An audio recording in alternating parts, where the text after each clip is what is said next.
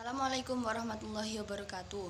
Perkenalkan, nama Bu Guru Anissa Sefiatul Muntanadhiroh. Nah, di sini Bu Guru akan menjelaskan mengenai memahami sistem gerak pada hewan dan tumbuhan. A. Pengertian gerak pada hewan. Gerak sendiri merupakan suatu ciri makhluk hidup yang bertujuan untuk melaksanakan kegiatan hidupnya. Pada hewan, ini memiliki sistem gerak dengan bentuk rangkanya masing-masing. Nah, gerak pada hewan merupakan gerak aktif yang mana mereka berpindah tempat, menyesuaikan diri, melindungi diri dari predator, serta untuk mencari mangsa. Selain itu, pada umumnya hewan bergerak dengan berbagai cara sesuai habitat tempat tinggalnya. Yang B, perbedaan gerak hewan di darat, gerak hewan di udara, dan gerak hewan di air. Nah, di sini Bu Guru ini meluruskan mengenai desain kemarin. Yang betul itu adalah gerak hewan di air ya, bukan di laut. Yang pertama, gerak hewan di darat. Gerak hewan di darat bergerak dengan berbagai cara, yaitu bisa dengan berjalan, merayap, berlari, melompat, atau lain sebagainya. Hewan di darat cenderung memiliki otot dan tulang yang kuat. Otot dan tulang yang kuat ini untuk mengatasi inersia atau kecenderungan tubuh untuk diam dan untuk menyimpan energi pegas untuk melaksanakan atau melakukan berbagai aktivitas. Hewan darat mempunyai perbedaan gerak sebagai berikut. A. Semakin besar badannya hewan, maka akan semakin lambat gerakannya. Nah, contohnya adalah seperti gajah. B. Semakin kecil badan hewan, maka semakin lincah geraknya. Contohnya adalah kancil. C. Semakin panjang kakinya, maka semakin jauh langkahnya. Nah, seperti gambar di samping adalah gambar jerapah yang memiliki panjang kaki atau kakinya yang panjang sehingga dapat melangkah lebih jauh. D. Semakin besar kakinya, maka semakin lambat gerakannya atau geraknya. E. Semakin ramping kakinya, maka semakin cepat geraknya. Yang nomor 2 yaitu gerak hewan di udara. Contohnya adalah seekor burung dapat terbang karena memiliki sayap dan rangka tulang. Tubuh burung memiliki gaya angkat yang sangat besar sehingga memudahkan burung untuk terbang. Sayap burung memiliki susunan rangka yang kuat tapi ringan. Selain itu juga diperkuat oleh tulang dada dan otot-otot yang solid sehingga dapat menahan terpaan angin yang kencang. Sayap burung memiliki bentuk seperti airfoil. Bentuk ini menyebabkan udara yang mengalir di bawah sayap burung lebih lambat daripada udara yang mengalir di atas burung. Ketika burung terbang mengepakkan sayapnya, udara yang mengalir di atas sayap akan menghasilkan gaya angkut sehingga burung dapat terbang bebas di udara. 3. Gerak hewan di air. Tubuh hewan yang hidup di air memiliki massa jenis lebih kecil daripada lingkungannya. Gaya angkat air yang besar dan massa jenis hewan yang kecil menyebabkan hewan tersebut dapat melayang atau mengapung di dalam air dengan mengeluarkan sedikit energi dari tubuh hewan tersebut. Salah satu bentuk tubuh yang paling banyak dimiliki oleh hewan air adalah bentuk torpedo pada ikan. Bentuk tubuh ini memungkinkan ikan tersebut dapat meliuk dari kanan ke kiri. Jadi dapat meliukkan tubuhnya ke kanan dan ke kiri. Bentuk tubuh ikan yang streamline berfungsi mengurangi hambatan ketika bergerak di dalam air. Selain itu, ekor dan siripnya yang lebih berfungsi untuk mendorong gerakan ikan di dalam air, lalu sirip tambahan untuk mencegah gerakan yang tidak diinginkan oleh si ikan tadi, terus gelembung renang untuk mengatur gerakan vertikal, susunan otot dan tulang belakang yang fleksibel untuk mendorong ekor ikan melawan air.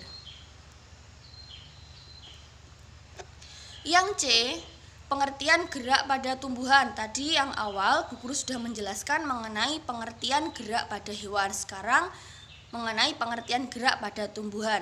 Nah, gerak pada tumbuhan ini bersifat pasif yang mana tidak memerlukan perpindahan tempat, jadi stagnan atau di tempat saja tidak bergerak ya.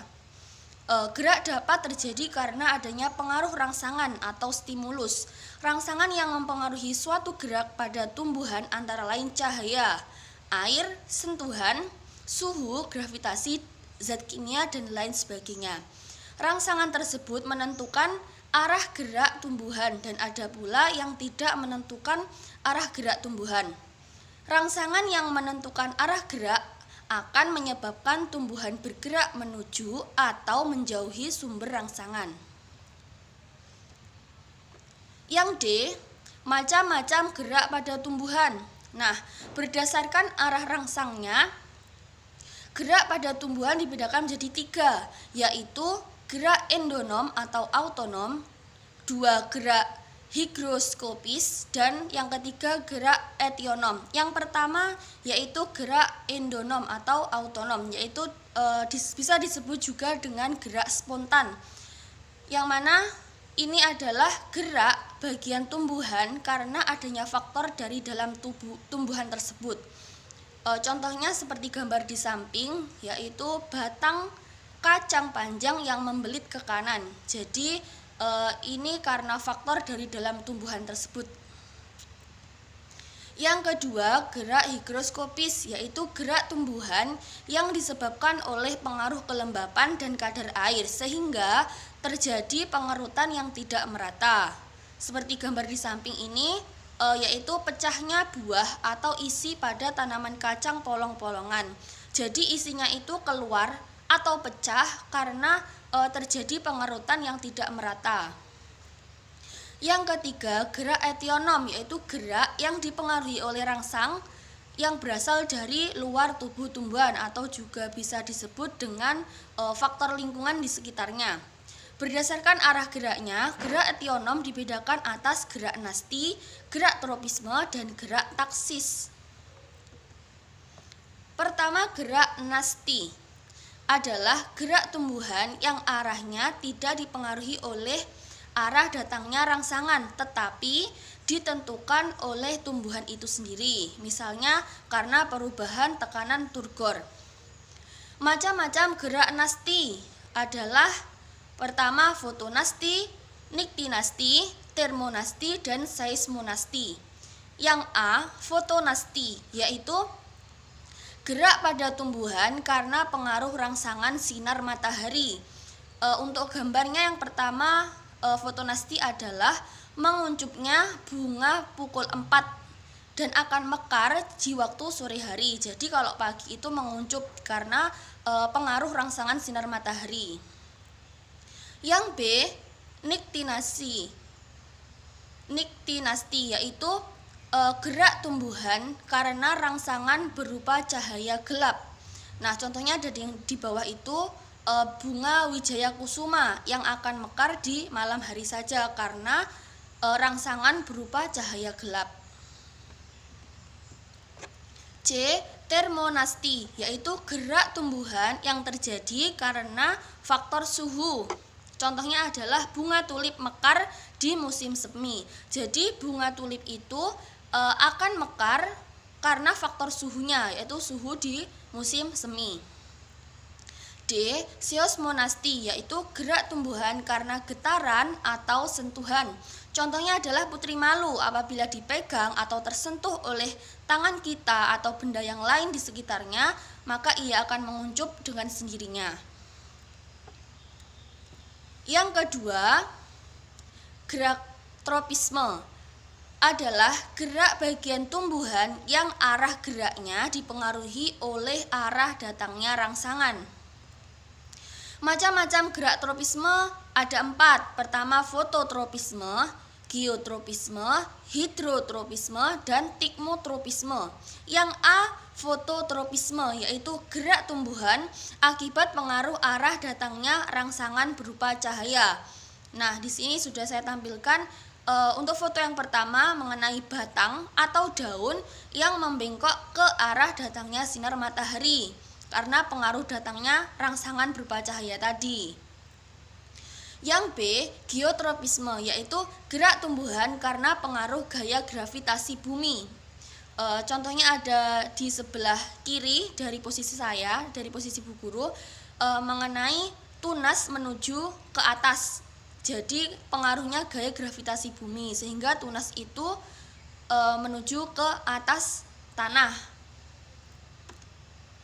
Yang C, hidrotropisme, yaitu gerak tumbuhan karena rangsangan air. Contohnya ada di bawah ya. Akar menuju daerah yang banyak air. Jadi rangsangan air ini terjadi pada akar. Ia akan bertumbuh, ya, ia akan bertumbuh menuju daerah yang banyak air.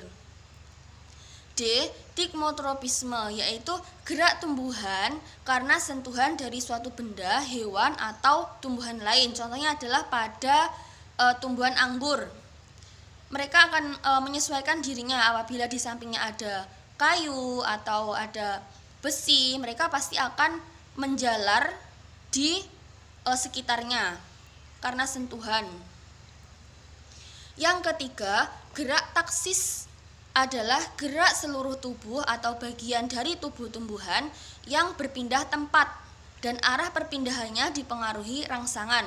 Contohnya pada gerak taksis ini ada dua, yaitu fototaksis dan kemotaksis.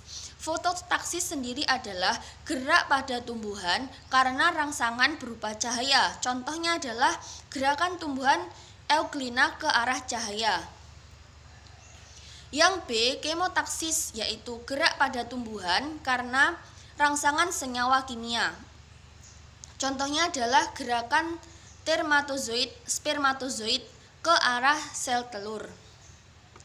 Nah, cukup sekian penjelasan dari Bu Nisa. Apabila ada kurang lebihnya atau ingin ditanyakan, silakan diajukan pertanyaannya. Akhiran, wassalamualaikum warahmatullahi wabarakatuh.